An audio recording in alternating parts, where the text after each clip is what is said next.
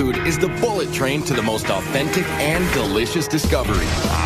International street foods run the gamut from gourmet. It's got a super splendid ocean flavor to it. To adventurous. I love worms. It's a bamboo worm. Indulging in street foods is like learning a new language. So after a good night drinking with your friends, you gotta eat a broodje zoutvlees. And once you try it, there's no going back. It gives you a bit of a kick, and it's quite addictive. So forget the restaurant menus and lace up those walking shoes for the best, cheapest, and most fascinating eats on the streets around the world. Hi.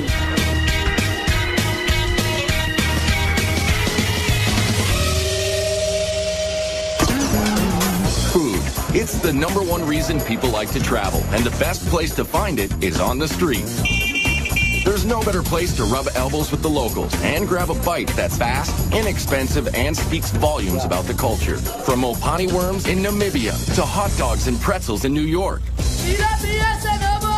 Street foods reflect the essence of a place.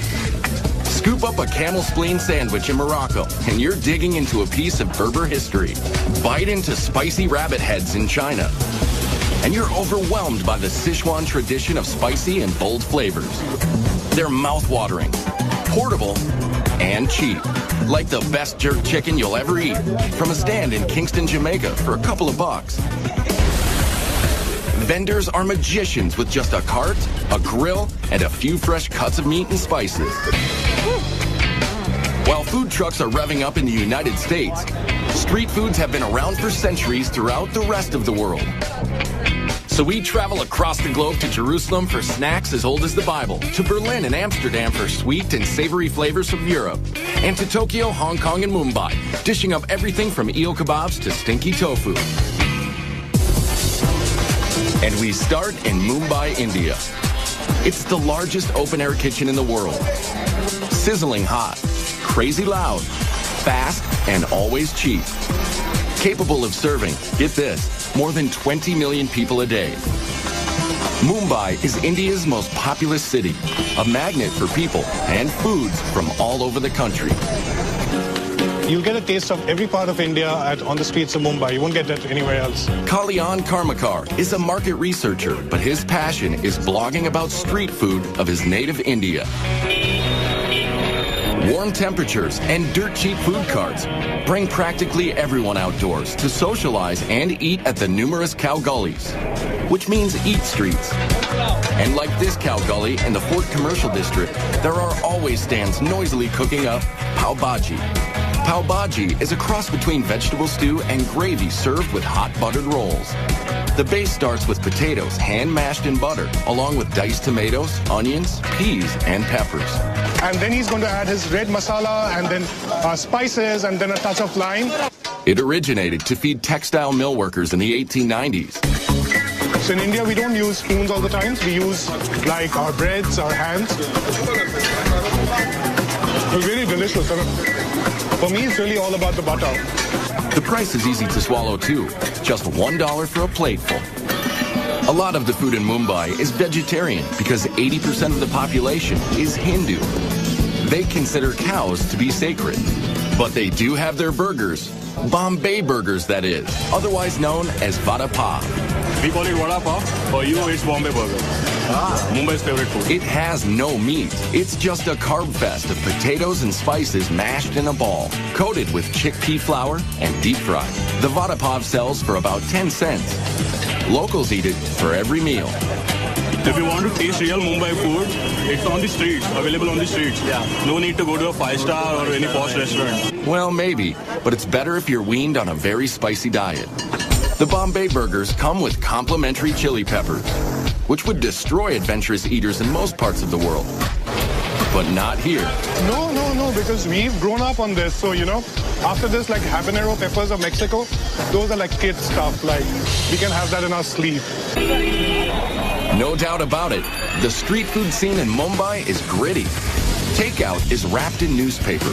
Everyone cooks, serves, and eats with their right hand. And sanitation issues make the tap water unsafe to drink, especially for Westerners. It's why most visitors pass up raw fruits, vegetables, and drinks. While there are eat streets all over Mumbai, you'll only find meat dishes in a handful of Muslim areas, like Bendi Bazaar in the oldest part of South Mumbai. It's home to the Borhi Mahalla neighborhood, with dozens of stands and holes in the wall where rich and poor rub elbows and break bread. Starting with the famous Indian flatbread called roti. Here at the Mohammed Khan Bakery, the process hasn't changed in hundreds of years. Whole wheat flour, water, and a pinch of salt. Hand kneaded, flattened on a cloth-covered bowl, and then slapped inside a clay tandoor oven.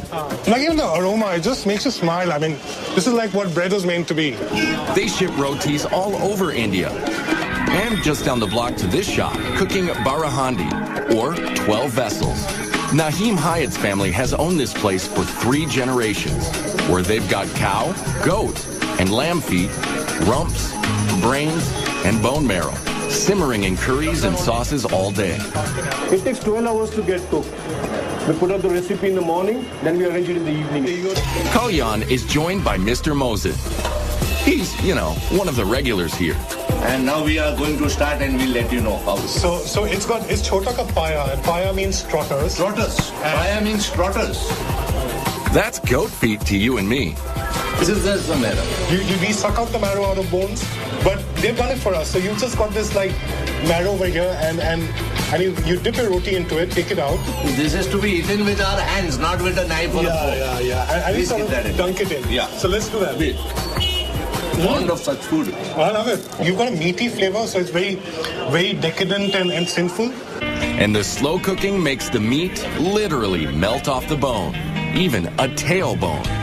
Look at this. I mean, it's like one of Mr. Mohsin's mattresses. I mean, like it's like softer than a feather mattress. Fantastic. Good. There aren't many places like this left as younger consumers want faster foods. But for lots of Mumbaikers, the most popular spots for street foods and socializing are Mumbai's beaches. It's what life was before malls were developed. So it's really the malls for most of Mumbai. And here at Juhu Beach, people come for the cool breezes and the chots, or snacks. These are made of puri, fried flour dough, some flat, some formed into hollow balls, all topped with variations of potatoes, chutney relishes, and spices. It's a little bit spicy, but it's a tasty food. It's a mix-up of all the vegetables, tomato, onion, and all, so it's very yummy. The variations are as endless as the streams of locals and tourists walking along the sand. Yeah, I'm not too good with spice, so I have to try and find things that aren't too hot. This isn't too hot, so it's good. I like skewers and stuff off the stick, they're beautiful. But yeah, a lot of veggies as well. It's good. And desserts as well, there's a lot of excellent desserts. Desserts, like the gola, crushed ice, doused with several different flavors of tart and sticky syrup. There's just no neat way to eat these things. Or a faluta. You can get them in different sweet flavors. This one is rose, mixed with noodles, seeds, milk, and ice cream. Hard to tell whether to use a straw or a fork. And to top off a night at Juhu Beach, there are prawns, a beetle leaf stuffed with dried fruits and spices. And it's a digestive and a slight, it gives you a bit of a kick. And if the mildly addicting stimulant in the beetle leaves isn't enough of a kick for you, get this. They dress them with a thin layer of real silver, just for show. But you don't need silver to eat like a king in Mumbai. Because the street food is so incredibly cheap and delicious. I love Mumbai. I'm addicted to Mumbai. It's a bit like Hotel California. Once you check in, you just can't check out. And while it is tempting to linger in India, why miss out on one of the most delectable combinations of sugar and butter you'll ever find? They're very good. This diet buster is coming up later in Amsterdam. But first, it's time to pack on the protein. And in Bangkok, it either slithers, scurries, or squirms. I love worm. It's a bamboo worm. Oh my God, I want to taste it. Bangkok, Thailand is one of the fastest growing, most modern cities in Southeast Asia. With a population topping 9 million and counting. It's a city that never sleeps while it pulsates with culture, fashion, and cuisine, peddled by immigrants from around the region.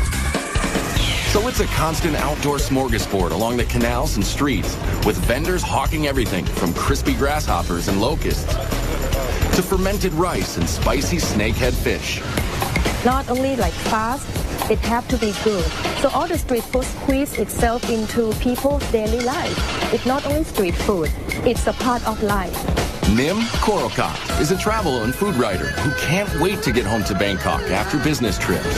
And I'm just fall in love with food because what Thai people love so much, I'm just ordinary Thai, we love food. They love food so much, locals eat multiple small meals all day and all night. It's always a party on the streets. Starting with seafood sold from boats along the canals that crisscross Bangkok. Here at the Tailing Chan Floating Market, sellers paddle up with fresh fish, portable grills, and spicy fixings, all on their boats. This is absolutely the best place to find the food in a very unusual atmosphere. Today's catch?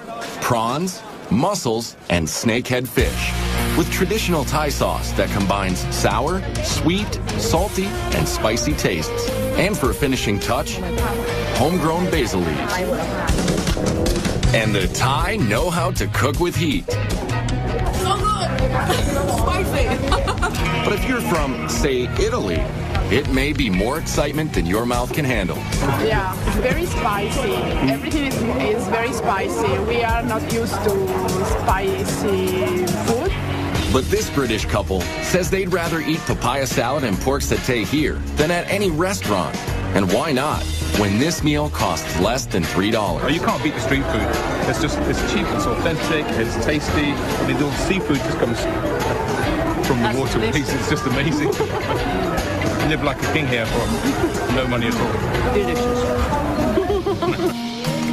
Vendors near the Royal Palace sell fermented rice and lotus leaves, coconut ice cream, and coconut milk, served in this sauce. Very fresh, very good. Yes, yes. Coconut, coconut! Thailand is one of the world's top coconut growers, and they use it in a lot of native dishes, including their favorite curry dishes. Meat and veggie curries are street stand staples all around Bangkok. You can see 20 different varieties at the Nong Leong Market, where downtown workers come for a fast, hot lunch. And what's cooking for dessert here?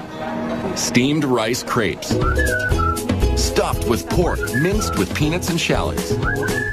Or sagu saimu, same filling with a sweet tapioca coating.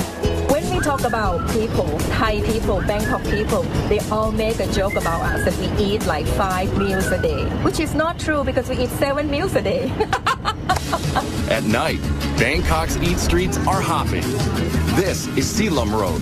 It's like a melting pot where people come from anywhere in the world and then they live in Bangkok. What they bring with them is not the suitcase, they bring the food. So there's shawarma from the Middle East and noodles with barbecue pork and crab from China. The late night and backpacker crowds also flock to this street food haven along Khao San Road, where immigrant cuisine is hot stuff, like Indian rotis cooked with bananas, condensed milk, and chocolate for dessert. Let's get sugar high. And mangoes are served with sticky rice, sweetened with coconut.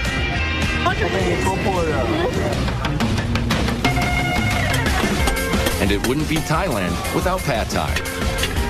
But this iconic dish is cooked in several different ways, down to the choice of 4 kinds of noodles. This close to the sea, shrimp is a popular version. It's cheap and it's safe and it's really nice. But here's where it gets interesting. Yes, we've saved the best for last. Crunchy, spicy, crispy, bugs. I love worm. It's a bamboo worm. Frying bugs and selling them has been a calling for Mano Parnatharn for 20 years, bringing a taste of home from northeastern Thailand to the big city. Locusts, grasshoppers, bamboo worms, scorpions. For Thais, they are a major source of protein. But for tourists, the grasshoppers and other creepy crawlies are a test of bravery. Like chicken. Especially this giant water beetle. I'm scared. Oh, it made me proud. Right. Yeah, it's kind of like a nice man, I think. How is it? And how about a baby frog chaser with a spritz of soy sauce? You see, good. Like a chicken, yeah. Yeah, like thin chicken. This tough guy orders 1 locust. but gets more than he bargained for. Yeah, for 20 baht you get a whole bag of them. That's about 65 cents for the family pack. Very salty and crunchy, which I thought they'd be sweet locusts and churros for me, and I'm a little disappointed, but it's not actually terrible if you don't think about it too much. But it's impossible not to think about what you're biting into in Hong Kong, where your nose keeps reminding you. I smell dead people. That's what's coming out of this bag. That's coming up later. But first, it's Back to the Future in Germany, where you find an ingenious cross between the Jetsons and age-old tradition. It's the best I've ever eaten.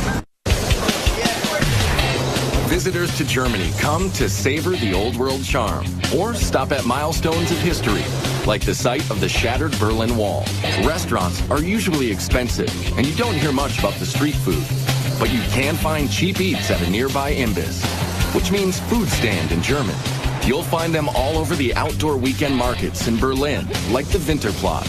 Vendors dish up plenty of German favorites, like soups, strudels, and pickled fish. But ask any Berliner, and they'll tell you the best is worst. Bratwurst. Commuters get them hot and on the go at metro stations from the sellers who look like something out of Star Wars. Very good, yes. What here is the best gift in Beijing. They're called grill walkers, one-man sausage band, strapped into a combo propane tank and grill contraption.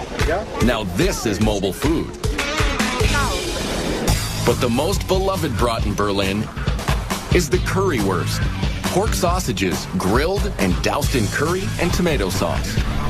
And one of the most famous currywurst joints is Curry 36, where you can eat inside or out. But most currywurst is grab and go.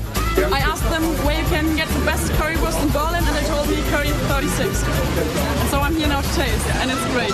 Urban legend has it that in 1949, a German housewife traded liquor to British soldiers for the hard-to-find curry spices. She cooked up the cheap but filling dish. This meal deal is less than $4. Oh yeah, really good.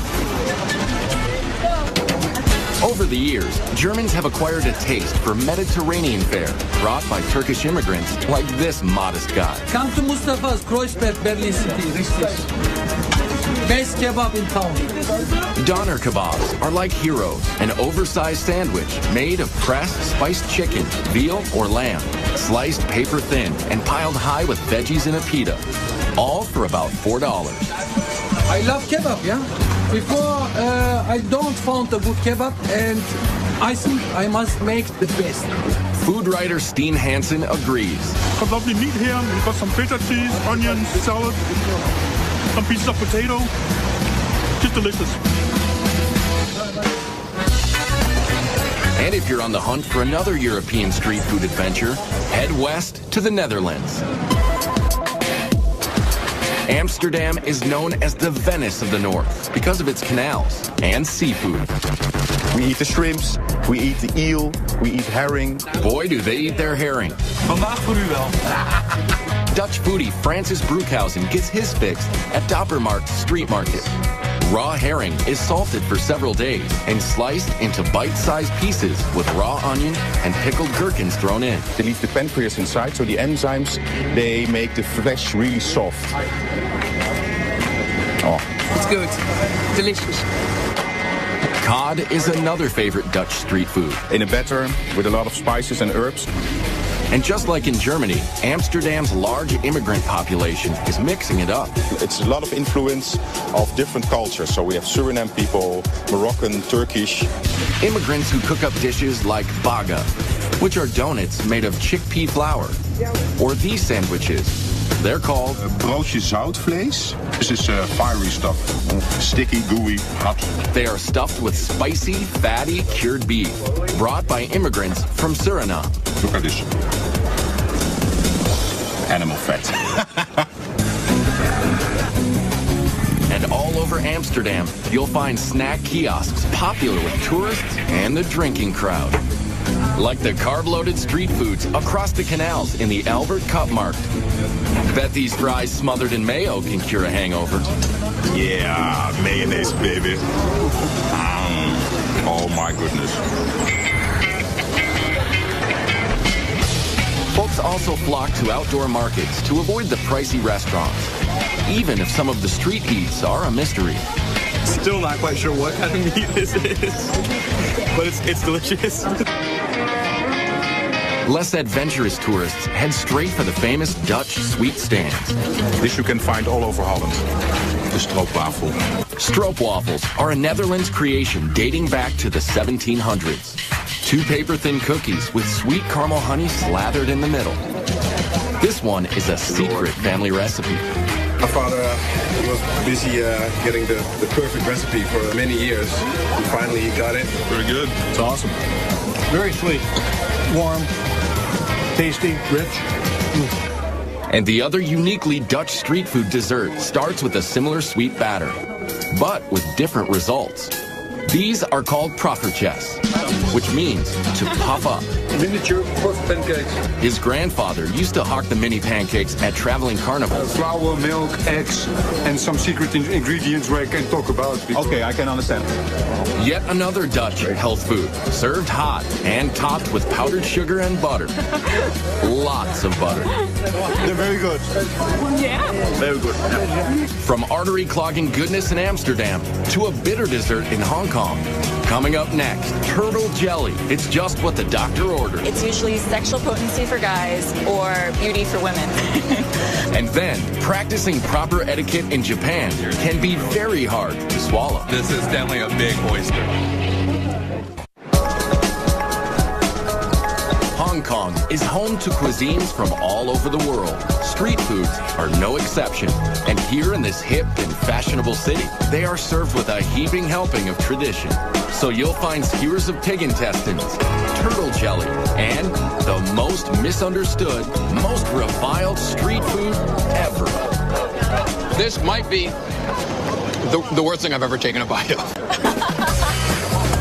It's all good for Amy Ma, food writer for the Wall Street Journal and other publications. Whenever you're hungry, you always find a cart.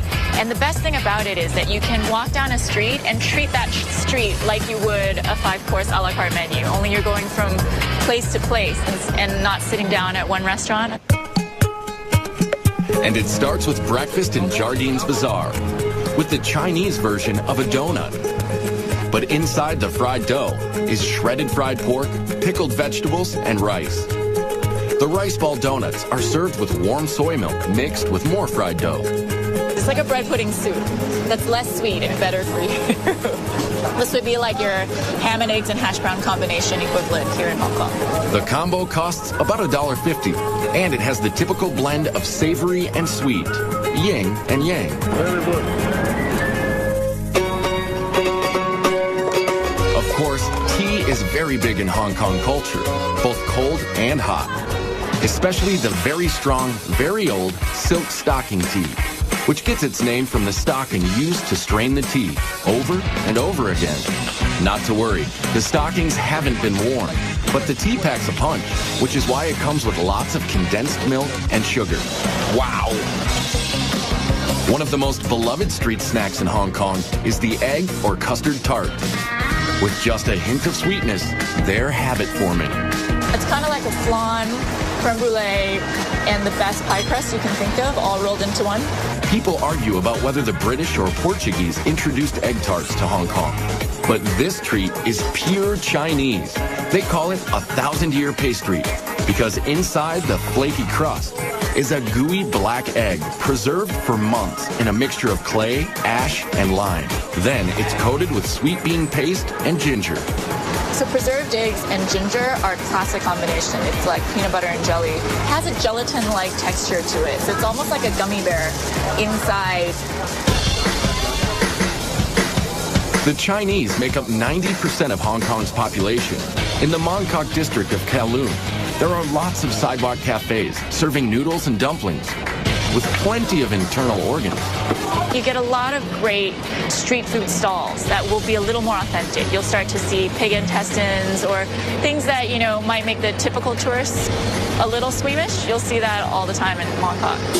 Things like squid tentacles, spicy beef stomach, and yes, pig intestines on a skewer. They may be local favorites, but tourists find them tough to chew and even harder to swallow. Right? It smells like sulfur, yes, it does. Which kind of smells like poop, which is exactly what it is. Fantastic. not making out with anyone tonight. You can cleanse your palate and more with traditional medicines. They play a big role in what the Chinese eat, which explains why this very bitter turtle jelly is so popular here. It's like a funky coffee jello. With medicinal foods in Asia, it's usually sexual potency for guys or beauty for women. So it's this very primitive idea of what good health is. Turtle shells are broken into little bits and stewed for about 9 hours. When it cools, the thick collagen in the shell turns to jelly. It takes a liberal dose of sugar syrup to make this medicine go down. But the real test of just how far you're willing to go for authentic Hong Kong street food begins long before you lay your eyes on it. It's called stinky tofu. The smell is horrible. And just one whiff is enough to send tourists running the other way. Try a little bit. It's actually really rare to find these on the streets these days. A lot of the stands have been outlawed because it just smells so bad. This tofu soaks in rotting vegetable matter for several months. And then it's fried and served with a dribble of hoisin sauce. Dead people in my mouth right now.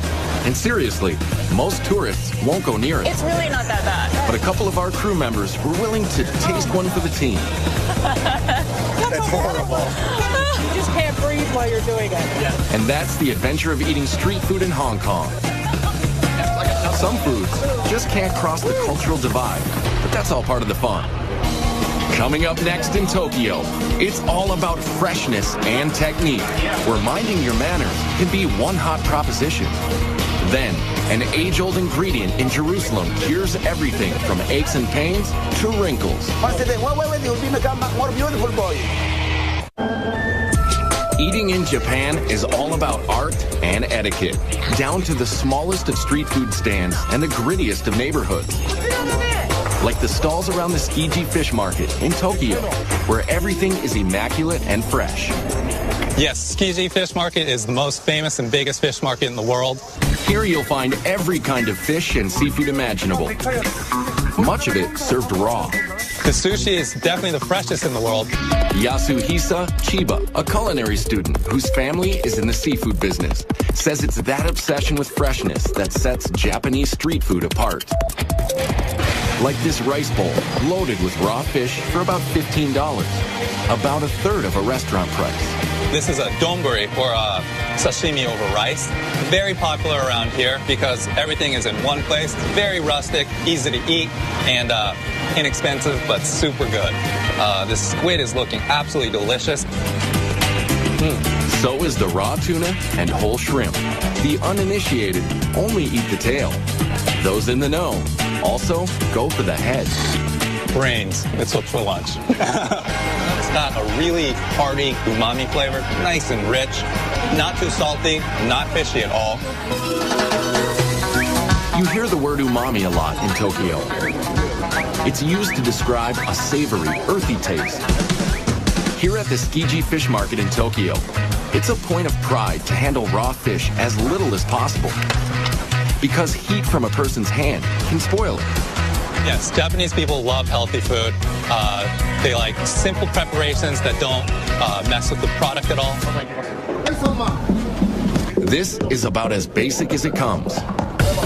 Unagi, or freshwater eel, grilled to perfection. In the summer, it's very popular to eat because it gives you strength and stamina. Unagi has great fat content to it. It's real moist, real rich. It's basted in a subtle mixture of soy sauce, sugar, and mirin, which is a sweet sake. There's nothing subtle about the stand next door, selling giant raw oysters. Look how huge that is. Protocol dictates you've got to swallow it whole, no matter how big it is. This is definitely a big oyster. Quite literally, a mouthful of ocean flavor. First thing was salt. And the really meaty, super good. Another popular street food is much easier to swallow. It's ramen soup with lots of noodles and broth. You have to slurp. I know it's very rude in America to slurp your noodles or pasta, but in Japan you have to do it for it to be delicious. There are a lot of rules you need to know when eating in Japan. like how to bow to your server, how to add wasabi, when to pick up food with your fingers, and yes, the right way to slurp soup. Slurping helps you breathe in the aroma. The Japanese experience food with all of their senses, like the way they eat takoyaki or octopus balls. At this stand in the Amiyoko district, a no-frills outdoor market full of food stalls. To be clear, these are not octopus testicles, they are octopus tentacles, chunked into a pancake-type batter. They're topped with dried fish flakes, seaweed, and smothered in mayonnaise. The rule is to devour them straight from the fire. It's like eating hot lava. Not an overwhelming octopusy taste. It's a lot of hot batter and the nice sauce that's on there. Tokyo is not like Mumbai or Bangkok, which have food stands all over. Here, you have to know where to look, like the Asakusa district. The street leading up to the oldest Buddhist temple in the city is lined with old-time vendors, serving up traditional treats, like marinated seaweed. It's not overly salty, it's not overly powerful, it's just got that nice umami flavor, and it's very healthy, you can tell, but it's delicious. Now, this guy spends hours scraping the kelp and soaking it in vinegar. This just might be an acquired taste, according to these Australians. I think it'd be interesting in soup or in steaks rather than just by itself. Though they love their seaweeds and creatures, the Japanese could not survive without rice. We use rice for everything. It used to be used as currency, and not only do we eat it for every single meal, it's used to make sake, shochu, desserts. Desserts like these, kibidongo. They're balls of sticky rice pounded and coated with sweet bean powder. There's senbei, a dry, crunchy rice cracker. This one is a wasabi seaweed flavor. It's cool to watch how they grill them in the back. And this woman transforms rice crackers into something you'd swear was meat, just by soaking and spicing it. If you told me that it was a beef intestine or a tripe, I might believe it. Nope, it's really rice crackers. And after a long day of eating, it's sake time, which, by the way, is also made of rice. After dark, the working crowd heads here, Yakitori Alley, under the downtown train tracks. Yakitori are bite-sized pieces grilled on small skewers. 2 skewers cost less than $4. Right now I'm going to try some livers and the rear end of the chicken. There's been a head-to-tail trend in Japan for centuries, and they're always scrupulous about food safety and cleanliness. Just from hearing its tail, you might think it's disgusting, but this is really good. Or stick your skewers into these morsels: pig's head, chicken thigh, heart, or cartilage. It's fatty, a little bit fatty taste. It's not unpleasant at all, actually. It seems to be quite crunchy and crispy. It's good, actually. Never thought I'd eat it, but I'm eating it. The heart is excellent as well. It really, really is good. Jolly nice and splendid. Minimal cooking, minimal interruption from the chef. So whether it's cooked simply or simply not cooked, Tokyo street food is calling you like a sidewalk samurai with your chopsticks and skewers. Kampai! Coming up next, one of the oldest cities in the world dishes out street fare that just might hold the secret to world peace. My mouth thanks you. Thank you. Jerusalem is one of the oldest cities in the world. It's the crossroads of religious and cultural tradition from Africa, the Middle East, and Europe. Its tumultuous history can be felt in every narrow street and alley. Even its street foods take you back to another time, with origins from many other countries, especially those sold at the Mahane Yehuda market in the center of town. And in the middle of the market is Uzi Eli Hazy. He's known simply as the juice guy. Really, he's more like a medicine man. This one is ginger with apple, in case if you are diseased or upset stomach. Israel grows a lot of fruits, so juice stands are everywhere, but none quite like this. Uzi Eli brews a concoction to cure every ailment. Dates? It makes you wake up and full of minerals and vitamins. Pomegranate, apple, and cayenne. Make the blood to run much better. We have the bitterness and the citrus of the pomegranate, and then the spiciness of the cayenne pepper. But his most prized potions are made from one of the world's oldest fruits. It's known as etrog in Hebrew, or citron in English. What you see here is especially unique in the world. 8 centuries ago, a famous Jewish philosopher proclaimed the etrog to have 70 healing properties. It's for pregnancy, for heart, for pressure, for wake up. So Uzi Eli puts it in almost everything from juice to anti-wrinkle cream to this, his own age-reversing spray. Close your eyes. Once a day. Wait, you'll become more beautiful, boy. Open your mouth, open. He invents some of the elixirs himself. Others are passed down from his Yemenite grandfather. They prepare and heal all the system in your body.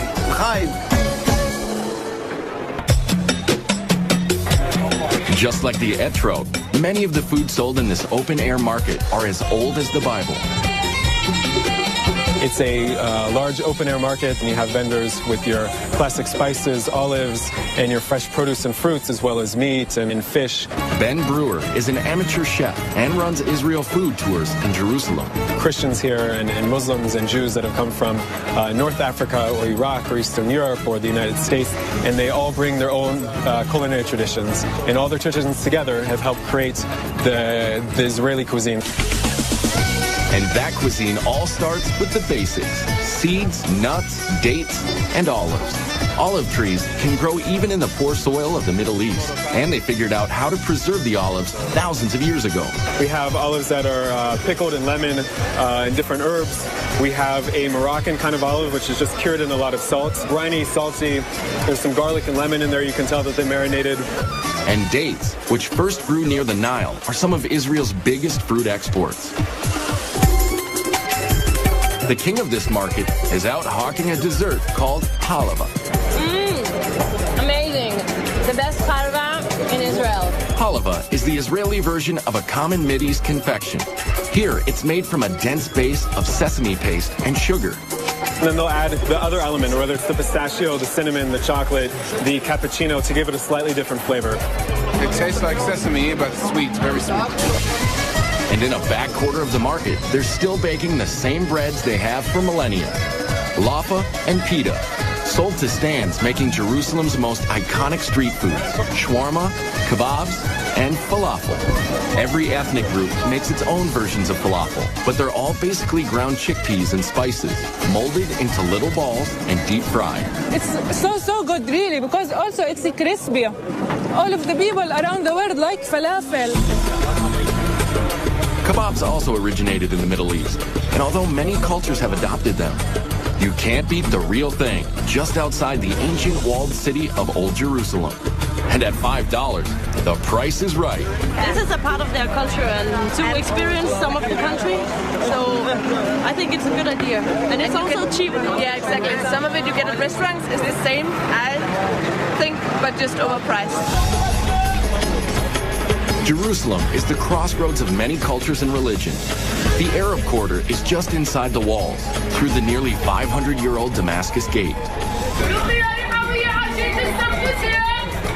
The Shoot, or Bazaar, is a maze of ancient alleyways, selling everything from clothing to all kinds of Middle Eastern foods, like pastries and shawarma. Shawarma is made by alternating layers of seasoned meat and fat onto a vertical skewer and slow roasting it so the fat makes it moist and tender. It's the perfect food for eating on the go, and it's habit forming. Al-A Eilat has specialized in chicken shawarma for 72 years. That looks really good. I'd like to order one shawarma, please. Sure. Would like to have it in pita bread or in the laffa bread, the Arabic bread. Decisions. The choice of salad toppings is endless. And it's finished with a drizzle of tahina, a sesame sauce. Abed Hafiz has been cooking it all his life. It's my grandfather's restaurant. It's a burst of flavors. My mouth thanks you. This is the best fast food in the world. I love the food very much. And that's the delicious lesson found in the ancient traditions of street food in Jerusalem. No matter where you come from or what religion you practice, it's the one thing everyone can agree on. And all around the globe, street foods are bridging cultural divides. So Hindus and Muslims can break roti together in Mumbai. The Japanese can keep up their ancient food rituals even on the go.